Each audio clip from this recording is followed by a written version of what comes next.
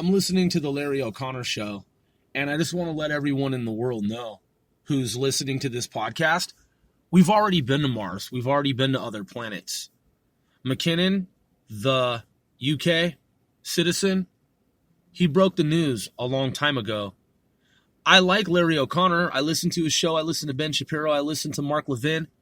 I listen to Rush Limbaugh. I listen to Conservative Talk News Radio. In terms of extraterrestrial, extrasolar, other planets, we've been to other star systems and we've been to other planets.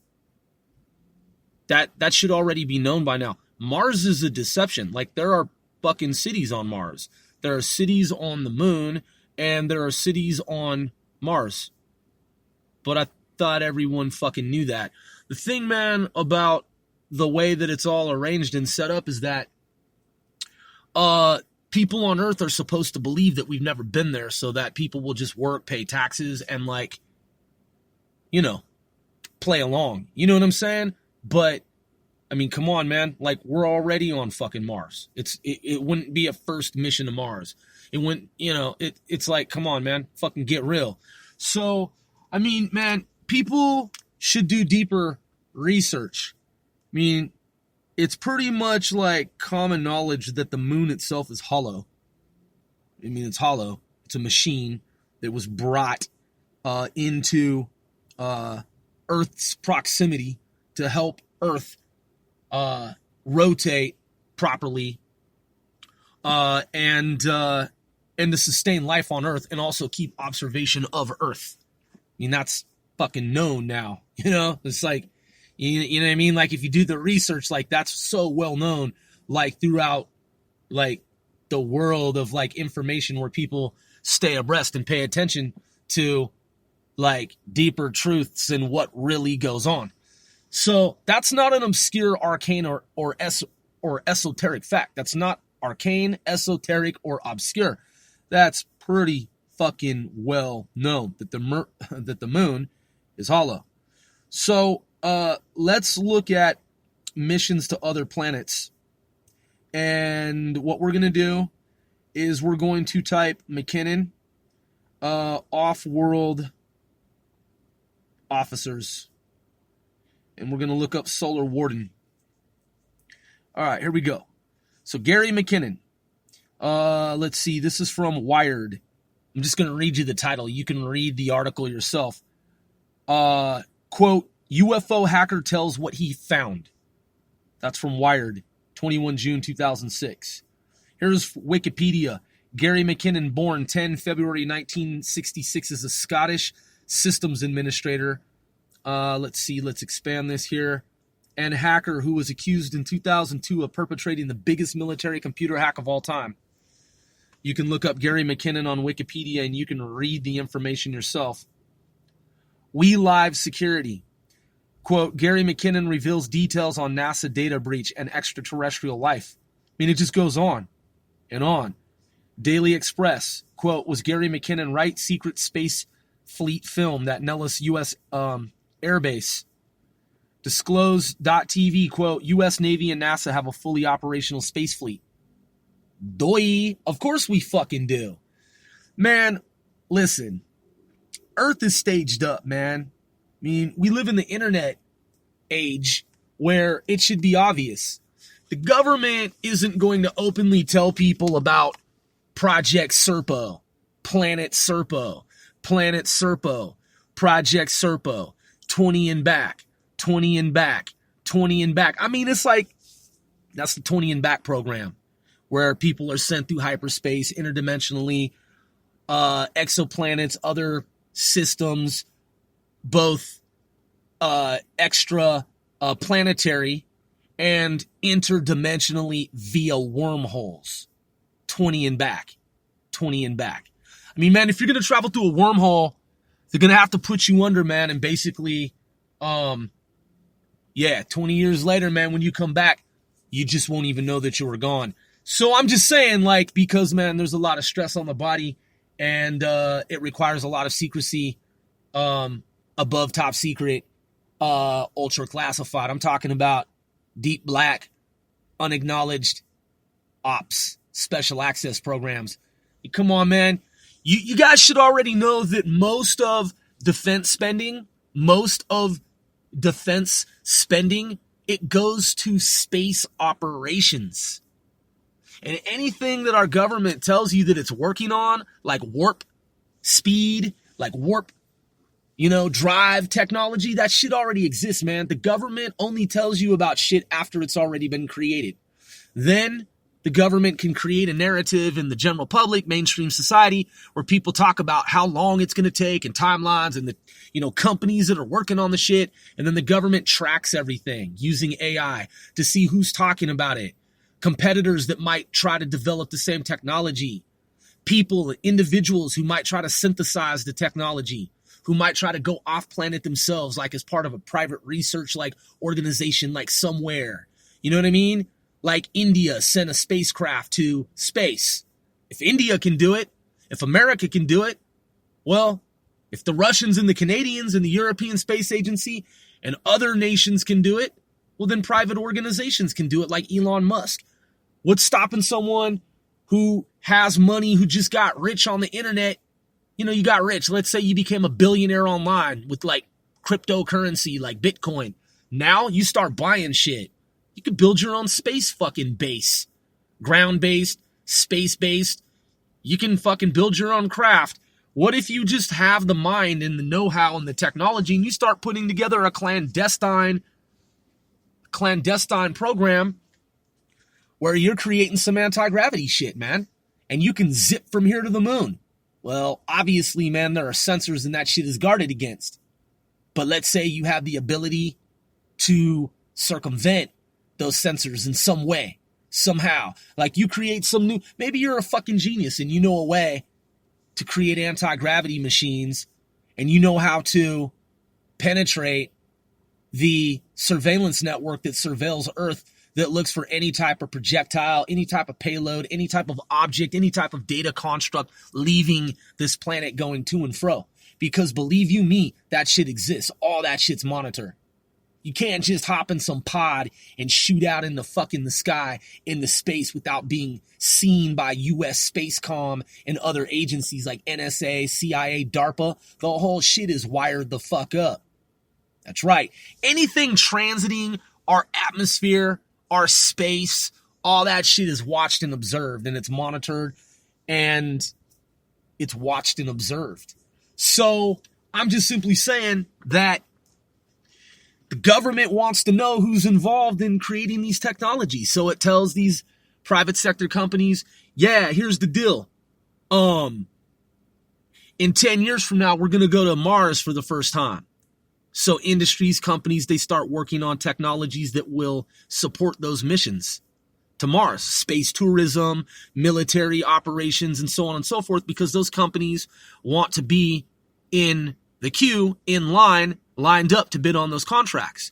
So private individuals, universities, colleges, workbenches, like garage, bands. I'm saying, man, outfits like underground, like tinkerers, people that are like crafts persons and like trades persons, people that have skills like technologists. They start building these technologies thinking that the shit's never been done before. And while they're creating these platforms, the government surveils these people to see who has figured it out, because we already fucking did it. So maybe you don't know the story about the billionaire oil engineer. He's a petroleum engineer. He's a billionaire. And he read this book. And then after reading the book and looking at some information online, he realized that NASA was lying to humans. So he goes to NASA one day with his camera crew. And he knocks on their door, essentially. I'm just saying, he shows up at like NASA. And he's a billionaire. And he's there. And he has this book. And he tells the people at the security gate, he's like, hey, let me in. And they're like, nah, man, we can't just let you into NASA. You're tripping. What the fuck are you talking about? He's like, no, you're going to let me in right now. Maybe you don't know who the fuck I am. I mean, they scan his face. They obviously know who he is. But these people at the main gate, they pretend like they don't know who he is, but someone in the echelon of NASA, because it's like Area 51, they like scanned his face like miles down the road and they know exactly who the fuck he is. Believe you me. But these people at the front gate, they're like, okay, so you're a billionaire, and okay, but you think we're just going to still fucking let you in here? Like, it doesn't matter if you're a billionaire. You just can't rush up into fucking NASA. He's like, oh, yeah, you're actually incorrect. I'm coming into NASA to motherfucking day. And they're like, oh, how are you so certain of that? He said, you see my camera crew here? He said, we're filming and it's going to the internet. If you do some shit to us, like basically if you harm us, the whole world's going to see it and it's going to know. All right, so here's the offer that I'm going to give you that you cannot refuse. You're going to let me into NASA because you're liars. And you're going to show me the information. This isn't blackmail. You're just going to show me the information that I want to fucking see because I know that you're deceiving the public. And if you don't show me the information, I'm going to broadcast this shit to the whole world and the whole world's going to know that you're lying to the whole world. And they're like, what information are you talking about? He breaks out with the book and he shows them. He says, I'm a billionaire. I'm a petroleum engineer. This information is incongruent with this information. I want to see the slides of the moon. I want to see the microfiche. I want to see images from the lunar surface of the motherfucking goddamn moon. You're going to show that shit to me right motherfucking now. So after they scramble because they figure out that he's onto some shit, and they're caught between a rock and a hard place, NASA's like, oh shit, this dude's got us. So they're like, all right, sir, come on to the property. Let's talk. So long story short, they make him sign this secrecy agreement, national security secrecy agreement. He has no intentions of keeping his agreement. He doesn't even give a fuck. He's like, okay, I'll sign it. If that's what it's going to take for you to show me those slides, let's do it. So he signs the shit, right? So they show him, they take him into the room, and they let him see the little glass slides. He said at first, man, he was elated. He said he was like, felt like a kid being in a candy store. Because he expected to see some, little, morsels and tidbits here and there. He didn't know what he was going to see, but he expected to see, something revelatory, right? So he said within some seconds of like viewing these slides, he was shaken to the very core of his existence. As a man on planet Earth, it rattled his mind, body, and soul. Because there were thousands, tens of thousands, hundreds of thousands, fucking a million. There were slides, data, imagery from satellites showing buildings, towers, domes, machines, fucking humanoids, intelligent beings, intelligently driven machines, fucking telescopes, radar dishes. Man, look, plumes of smoke from nuclear reactors. The moon is fucking staged up. The same shit is on Mars. And those ancient civilizations, they predate humanity, humans. So all this story about we don't have the technology to go back to the moon, bullshit. We don't have the technology to go to Mars, bullshit. We have off-world scientists. We have off-world personnel. We have off-world officers. We have people from our U.S. military and civilian defense science community, scientists, who are not just on other planets, but in other solar systems. So, if you're not persuaded, and if you're not convinced, I feel really fucking sorry for you. This is Casting 495 Celebrities Worldwide.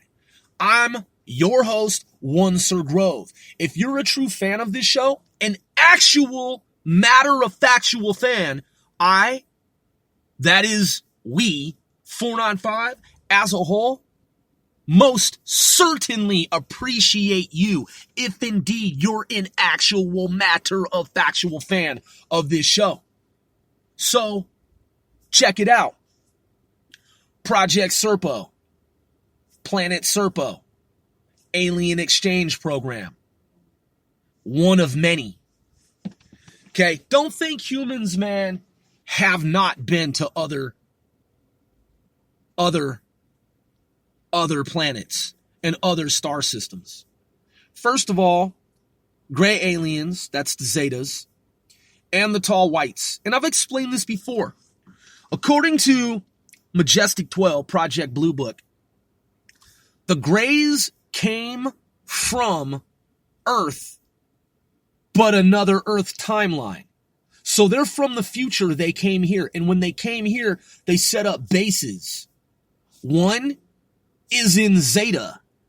Zeta isn't their home where they're originally from. They are originally from here in the future. So they came back in time here and then set up shop in Zeta 4. And on the moon. And under the ocean. Because they came back for surveillance, reconnaissance purposes, reasons. Now, yeah, I know it sounds outrageous. Yeah, I know it sounds absurd. I know it sounds like pure lunacy. The only issue is with that notion that it sounds insane is that that's U.S. military defense intelligence information and not my own. So, that being said, when you figure out that wormholes actually exist, that portals actually exist in space, above Earth and Earth's atmosphere, as well as on Earth, some naturally occurring, some artificial, you start to have a greater, better understanding of the multiverse and how beings can traverse, transit, that is, circumnavigate hyperspace, and how the past is not static, and how space-time itself is malleable, that is, pliable, bendable, shapeable, moldable. Space-time is not static. Time is also not linear. Time is non-linear. So when you start to understand that, if you don't already, and when it clicks, when it imprints, when you realize that it's true, you realize that on this timeline where we say that we're going to Mars for the first time, and we say that we're going to Uranus and Neptune and the oceans under Venus and Saturn, we've already done that. Because it works like this. When you look at causality and you look at alter view, deja vu, and what appear to be linear timelines that are actually non-linear timelines. Let's say we go to Mars. Let's say we go to Mars 36 months from now. Okay? From July 2019, 36 months from now, 2020, 21, 22. Let's say we're on Mars before July of 2022. Let's just suppose for a minute that we are. Once we've actually gotten to Mars, like once we have gotten to Mars, that is made it to Mars, successfully have made it to Mars. Today is 16 July 2019. It's Tuesday. Once we make it to Mars for the quote first time, that's when you find out that that's not the way that it works. The U.S. military always goes in advance before the private sector does it, before NASA does it, even though NASA is a militarized organization and it is part of the military defense establishment. Scientists go to these off planets in advance of any private sector group organization that is not of the defense science intelligence community. So what I'm saying is that if Elon Musk is taking private citizens as well as other companies like Mars One organization and other groups are taking folks to Mars and other planets and orbital platforms for space tourism and exploration in general. In advance of those teams, groups of private sector citizens going, the military must go in advance and must have all intel conceivable prior to the deployment, dispatch of non-military, non-US intel individuals, persons. The military, the defense establishment, the shadow government, the U.S. intelligence community, that is, at the defense science level, must know everything conceivable that it possibly can. All reconnaissance information, hyperspace, multi-space, extraplanetary, interdimensional, any type of intelligence information that we can collect prior to mainstream society must be known. Therefore, you best believe that if the military is admitting to the existence, which it already has, of UFOs and advanced beings from either a breakaway civilization and or not of our own, from some other star system, from some other galaxy, from some other timeline, if our government is now admitting to that information, which it has, so it's not really a question, that's rhetorical,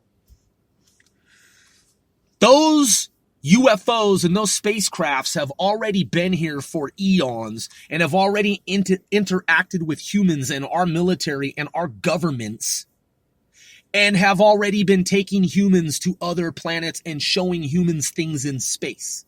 So the story that you were told a few months ago, before the revelation, before the deeper truth was disclosed and divulged to mainstream society by way of the U.S. government, a few months ago, you were led to believe that UFOs were fake and it was swamp gas and it was some type of illusion, optical in nature, some type of hallucination, some type of crazy cuckoo, Popeye, some type of like delusional insanity. And then the government was like, all right, you got us. It's time for humans to know. So just a few months ago, you were told that there's no such thing. Now, it's known that it always been. It has always been. It has always and forever been such thing. Well, the one thing that the government has not fully admitted to yet is that not only are UFOs absolutely for real, and not only has our government been tracking them, you would think that the government wouldn't add insult to injury in that it's lied to you, the public, as long as it fucking has, which is since day one.